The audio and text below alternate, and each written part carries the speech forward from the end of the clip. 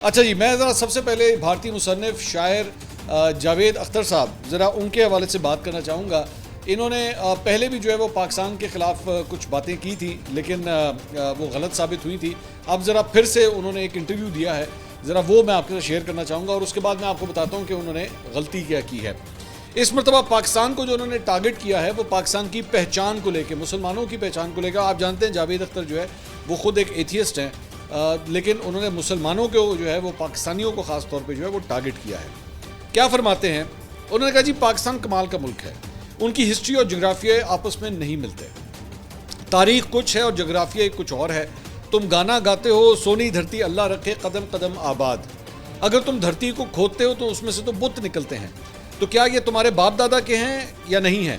ابھی جو نیا میزائل لیا ہے اس کا نام رکھا ہے ابدالی۔ ابدالی تو یہیں پہ حملہ کیا تھا، تو جو تمہاری سونی دھرتی ہے اسے لوٹ رہا تھا۔ نہ صرف یہ بلکہ جب اس نے حملہ کیا تو اس وقت بھی یہاں مسلمان ہی رہتے تھے، وہ تمہارا ہیرو ہے، تم کیا تم اس کے ساتھ آئے تھے؟ تو پھر یہ زمین تمہاری کیسے ہے اگر تم اس لٹیرے کے ساتھ آئے تھے؟ یہ ایک کنفیوژن ہے۔ اچھا، اب ذرا صرف اتنے سے پورشن کا پہلے میں جواب دوں، پھر میں اور بھی انہوں نے انٹرویو کے اندر جو ہے نا کچھ باتیں کی ہیں۔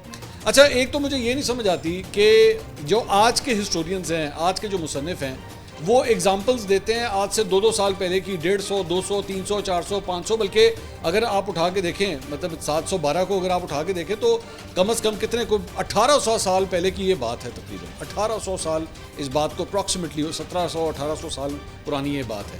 محمد بن قاسم کا آنا اور وہ سارا کچھ اس کے بعد یہاں پہ جو بھی بات، آپ آج کی بنیاد اس بنیاد کے اوپر ڈال رہے ہیں کہ جناب آج سے 500 سال پہلے، 600 سال پہلے، 800 سال پہلے کیا ہوا تھا۔ اس بنیاد کے اوپر آپ آج کا تعین کر رہے ہیں کہ آج کی جو قومیں ہیں ان کا آپس میں رہن سہن اکٹھا ہو سکتا ہے یا نہیں ہو سکتا، یا آپ نے جو ہے وہ فلاں کو ہیرو بنایا یا فلاں کو ہیرو نہیں بنایا۔ آپ جیسے لوگوں کی یہ سوچ ہے، آپ جیسے لوگوں کی یہ سوچ ہے جس کی وجہ سے بابری مسجد کو شہید کیا گیا تھا۔ وہاں پہ کیا ہوا تھا؟ وہاں پہ یہی بات ہوئی تھی کہ جناب ہندوؤں نے یہ کہنا شروع کر دیا تھا، ایکسٹریمسٹ جو رائٹ ونگرز تھے انہوں نے کہنا شروع کر دیا تھا جی یہاں پہ تو رام مندر تھا، یہاں پہ تو مندر تھا اور یہاں پہ مندر کو جو ہے وہ ہٹا کے مسجد بنائی گئی تھی، تو اس لیے اب مسجد کو ہٹا دو واپس مندر بنے۔ یہ آپ کی بیسکلی یہ وہ والی سوچ ہے، آپ کی بیسکلی اصل میں وہی سوچ ہے۔ تو پھر اس کے حساب سے تو پھر اگر ہم اسپین کی بات کریں تو اسپین کے اوپر بھی جو ہے وہ ایک زمانے میں مسلمانوں کی حکمرانی ہوتی تھی، وہاں پہ بھی وہ موجود تھے، تو وہاں سے اسپین سے سارے چرچز کو ختم کر دینا چاہیے۔